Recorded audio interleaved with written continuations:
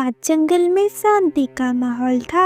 बंटी की माँ घर में उदास बैठी थी। कुछ देर बाद उसका बेटा बंटी भोजन लेकर घर आता है। माँ, ये लो, आज मैं तुम्हारे लिए तुम्हारी पसंद के मकई के दाने लेकर आया हूँ। बेटा, तू मेरी इतनी फिक्र करता है कि कभी कभी मुझे डर लगता है। डर? किस बात का माँ? बेटा, कहीं तुम मेरे चक्कर में अपनी जिंदगी जीना ना भूल जाए। माँ, मेरी जिंदगी तो तू ही है, और कौन सी जिंदगी चाहिए मुझे? बेटा, तूने कभी सोचा है जब मैं नहीं रहूंगी तो तेरा क्या होगा? माँ, आज तुम्हें क्या हो गया है? तुम ऐसी बातें क्यों कर रही हो? तुम तो मुझे डरा रही हो। अरे पगले, ये तो सच है ना, माँ हमेशा साथ नहीं रहती, लेकिन एक अच्छी पत्नी, एक अच्छा हमसफर तेरा साथ जरूर निभाएगा। माँ, मुझे किसी की जरूरत नहीं है, तू है ना मेरे लिए यही काफी है। बेटा, अब मैं बूढ़ी हो गई हूँ, पता नहीं अब मैं और कितने दिन तक जिंदा रहूंगी, इसलिए मैं चाहती हूँ तुम शादी कर लो। माँ, मेरी जिंदगी में तेरे सिवा किसी की जरूरत नहीं है। मैं शादी करके तुझसे दूर नहीं जाना चाहता। शादी करने के बाद मुझसे तुम्हारी अहमियत कम हो जाएगी, और मैं ऐसा बिल्कुल नहीं चाहता। आप ही मेरे लिए सब कुछ हो। तू भी मेरे लिए सब कुछ है बेटा, लेकिन बेटा, मैं तो तुम्हारा घर बसते देखना चाहती हूँ। बंटी अपनी माँ की तरफ देखता है, जिसमें माँ की ममता और बहुत सारा प्यार था। माँ, अगर मेरी शादी करने से तुम्हें खुशी मिलती है तो मैं तैयार हूँ। तू ही मेरे लिए कोई अच्छी सी पक्षी देख लो।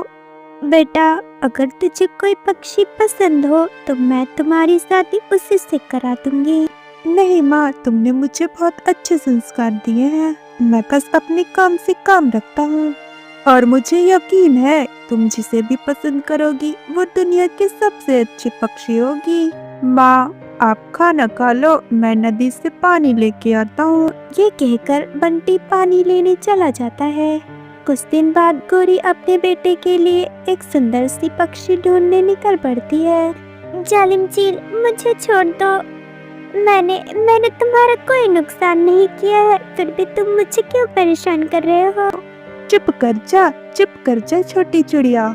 मुझे बहुत तेज भूख लगी है, अब मैं तुझे खाकर अपना पेट भरूंगा। चील भाई, मुझे छोड़ दो, अभी तो मैंने पूरी दुनिया भी नहीं देखी है। मुझे मत खाओ। यह दुनिया इतनी भी दयालु नहीं है, यहाँ हर कोई अपने लिए जीता है। अब भागने का कोई फायदा नहीं है। यह कहकर चील इस पे हमला कर देती है। तभी गोरी वहाँ आ जाती है और चील को डंडे से पीटने लगती है। कौन है जिसने मुझसे पंगा लिया? मैं छोड़ूंगा नहीं उसे। गोरी की पिटाई खाकर चील वहाँ से भाग जाता है। बेटा, आप ठीक तो हो? आपको कहीं चोट तो नहीं लगी? नहीं माँ जी, मैं ठीक हूँ। आपने तो मेरी जान बचा ली, आपका बहुत बहुत शुक्रिया। बेटा, ये तो मेरा फर्ज था। हम जंगल के पक्षी ही तो एक दूसरे का सहारा हैं। बेटा, तुम्हारा नाम क्या है और तुम कहाँ से आई हो? पहले तो तुम्हें इस जंगल में नहीं देखा।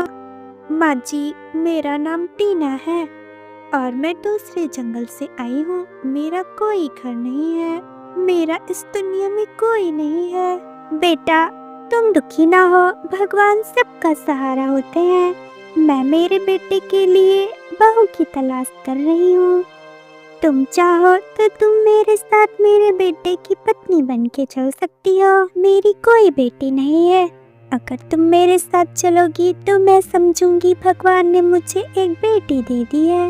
माँ जी, ये तो मेरा सौभाग्य है कि आप मुझ जैसी अनाथ को अपनी घर की बनाना चाहती हो। नहीं तो ये दुनिया तो बहुत बुरी है।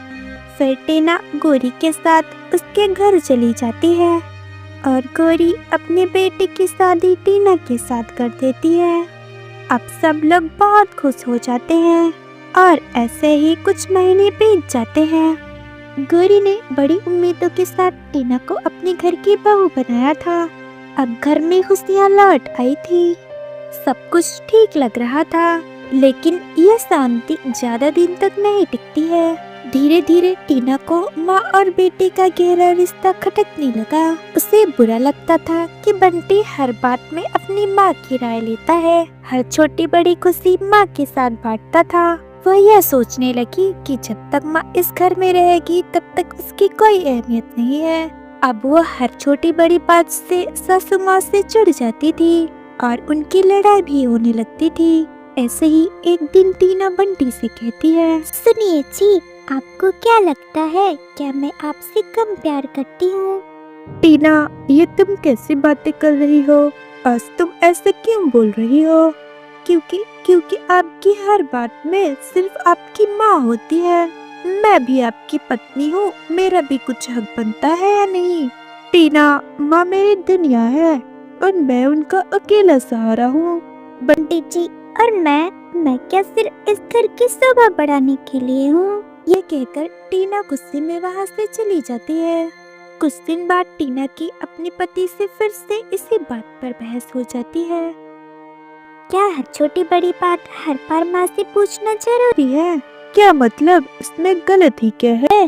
बंटी जी, मतलब साफ है, शादी के बाद पति पत्नी को कुछ फैसले खुद ही लेने चाहिए, न कि हर बार माँ से पूछकर।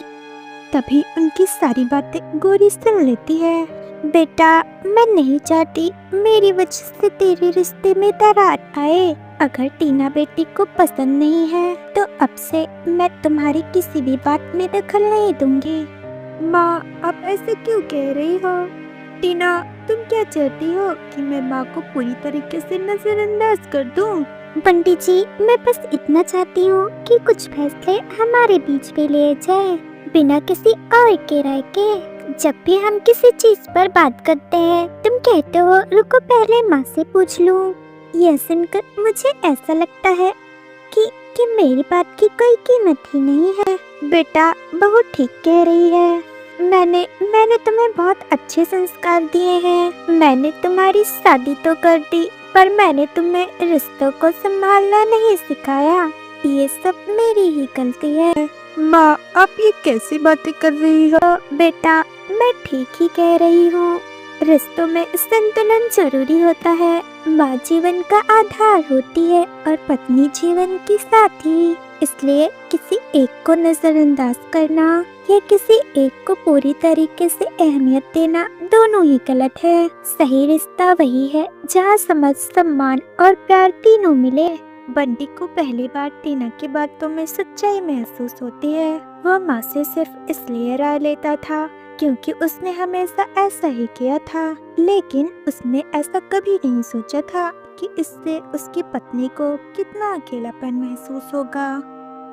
टीना, मुझे माफ कर दो। मैं ये नहीं चाहता था कि तुम्हें लगे कि मैं तुम्हारी राय की अहमियत नहीं देता। माँ मेरी जिंदगी का सबसे अहम हिस्सा है, लेकिन तुम भी मेरे लिए उतनी ही अहमियत रखती हो। मुझे तुम्हारी भावनाओं को समझना चाहिए था। माँ, मैं आपकी इज्जत करती हूँ और मैं कभी नहीं चाहती कि हम सबके बीच कोई भी गलतफहमी हो। टीना बेटा, तुम सही कह रही हो। इस तरह माँ बेटे और बहू के बीच संतुलन की एक नई शुरुआत होती है। टीना को एहसास होता है कि माँ को पूरी तरह से दरकिनार करना सही नहीं है और बंटी को भी समझ आता है कि शादी के बाद पत्नी की राय भी उतनी ही अहम होती है। इसलिए रिश्तों को सोच समझ के और समझदारी से निभाए।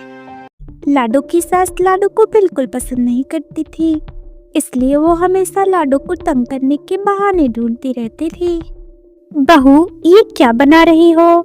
सब्जी तो बिल्कुल पानी जैसा लग रहा है। तुम्हें कितनी बार समझाया है, सब्जी को अच्छे से गाढ़ा पकाया करो। मम्मी जी, रोज रोज आपकी बातें सुनते सुनते मैं थक गई हूँ। कभी नमक कम है, कभी तेल ज्यादा है और कभी मसाले ठीक नहीं है। आप तो मुझे रोज रोज कुछ न कुछ सुनाती ही रहती हो। हाय राम, यही तो आजकल की बहुओं की परेशानी है। ना कोई समझदारी और ना ही कोई आदर। हमारी शादी के बाद तो दिन भर चूल्हे के आगे खड़े रहकर ही खाना बनाना पड़ता था, तब जाके ससुराल में इज्जत मिलती थी। हाँ मम्मी जी, हमें भी पता है आपके जमाने का, पर अब जमाना बदल गया है। आप ही बताएं, इतनी मेहनत के बाद भी आपको कौन सी इज्जत मिल गई है? देखो जरा, अब मुझसे बहस भी करोगी? जब से आई हो कोई ढंग का काम किया है? ऊपर से ये तुम्हारी कैंची जैसी जुबान और चलने लगी है। मम्मी जी, मैं चुप रहूं तो भी आपको दिक्कत, और अगर बोलूं तो भी। आखिर मैं करूं तो करूं क्या? आपको समझाना मेरे बस का नहीं है। इतना कहकर लाडो वहाँ से चली जाती है। बस अब बहुत हुआ, पानी सर से ऊपर चला गया है। अब मैं इसे और बर्दाश्त नहीं कर सकती, अब तो कुछ करना ही पड़ेगा। फिर लाडो की सास लाडो के बनाए खाने में ढेर सारा नमक डाल देती है। अब बहू के खाने का स्वाद और भी बढ़ जाएगा। मैं भी देखती हूँ सब कैसे तारीफ करते हैं इसके खाने की। लाडो, आज खाने में क्या बनाया है? पति जी, आज मैंने पनीर की सब्जी बनाई है। अरे वाह, फिर तो खाने में मजा ही आ जाएगा। लाडो, जाओ और खाना लाओ, अब मुझसे और इंतजार नहीं होता। फिर लाडो रसोई से खाना लाने चली जाती है। इधर लाडो की सास अपनी बहू की तारीफ सुनकर चल जाती है। थोड़ी देर बाद लाडो सबको खाना परोस देती है। ले पति जी, खाना खाएं। बंटी चिड़ा खाना खाने लगता है। लाडो, ये भी कोई खाना है? ऐसा लग रहा है किसी ने ढेर सारा नमक मुंह में डाल दिया हो। बहुत ही बेस्वाद खाना है। पर पति जी, मैंने तो खाने में नमक अच्छे से ही डाला था। बेटा, इसके हाथ के बने खाने से अच्छा हम भूखे ही रह लें। मैं तो कहती हूँ तुम दूसरी शादी कर लो। तुम्हारी पत्नी को तो खाना भी ठीक से बनाना नहीं आता। मेरी मासी की सहेली की बेटी है, उसे सब काम आता है, तुम उससे शादी कर लो। मम्मी जी, शर्म कर ले, आप मेरे सामने मेरे ही पति की दूसरी शादी की बात कर रही हैं। माना कि आपको मैं पसंद नहीं हूँ, पर आप ऐसा सोचती हैं, मुझे आपसे ये उम्मीद नहीं थी। ये कहकर लाडो उदास होकर वहाँ से चली जाती है। ऐसे ही कुछ दिन और बीत जाते हैं। लाडो, आज मेरे कुछ पक्षी दोस्त हमारे घर आ रहे हैं। तुम घर की सफाई अच्छे से कर दो और उनके लिए कुछ अच्छा सा खाने को बना दो। हाँ पति जी, मैं अभी कर देती हूँ। फिर लाडो घर की अच्छे से सफाई कर देती है और कुछ खाने को बना के नदी से पानी लेने चली जाती है। इधर गोरी के साथ सोचने लगती है, ये अच्छा मौका है इस लाडो को घर से निकालने का। फिर वो घर में जाकर पूरे घर को गंदा कर देती है। तभी बंटी चिड़ा अपनी दोस्त के साथ आ जाता है और घर की ऐसी हालत देखकर वो बहुत गुस्सा होता है। तभी लाडो भी वहाँ आ जाती है। लाडो, मैंने तुम्हें सफाई करने को बोला था और तुमने तो इसे और भी गंदा कर दिया। लेकिन पति जी, मैंने तो इसे अच्छे से ही साफ किया था। फिर ये सब कैसे हो सकता है? जादू से किसी ने जादू कर दिया है। बातें बहुत करती हो तुम। जाओ और रसोई में चाय बना के लाओ। फिर लाडो रसोई में जाकर रोने लगती है। जरूर ये सब मम्मी जी ने ही किया होगा। वो तो मुझे बिल्कुल पसंद नहीं करती। अगर सासू माँ मुझे इतना ही ना पसंद करती हैं, तो अब मैं इस घर में और नहीं रहूंगी। फिर अगले दिन लाडो अपने सासू माँ से कहती है, मम्मी जी, मुझे पता है आप मुझे बिल्कुल पसंद नहीं करती हो। मैंने सोचा था समय के साथ सब कुछ ठीक हो जाएगा, पर मैं अब समझ गई हूँ आप मुझे कभी पसंद नहीं करोगी। मैं जा रही हूँ, कर ले अपने बेटे की दूसरी शादी। ये कहकर लाडो वहाँ से चली जाती है। फिर गोरी खुश हो जाती है।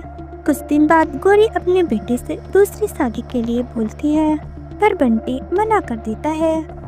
मम्मी, लाडो आपके झगड़े से परेशान होकर गई है, मुझसे नहीं। मैं दूसरी शादी नहीं करूँगा। ये कहकर वो वहाँ से चला जाता है। धीरे धीरे कुछ दिन और बीत जाते हैं और लाडो की सास बीमार पड़ जाती है। तभी बंटी काम से आता है। माँ, खाना लगाओ। बेटा, मुझे बहुत तेज बुखार है, मैंने खाना नहीं बनाया है। मम्मा, मुझे भी खाना बनाना नहीं आता है। तुमने लड़ कर लाडो को घर से जाने के लिए मजबूर कर दिया। अगर वो यहाँ होती तो वो तुम्हारा अच्छे से ध्यान रखती। हाँ बेटा, सब मेरी ही गलती है। मैंने ही बहू को बहुत परेशान किया। मुझे इसी बात की सजा मिल रही है। बेटा तू कल ही बहू को जाके ले आ।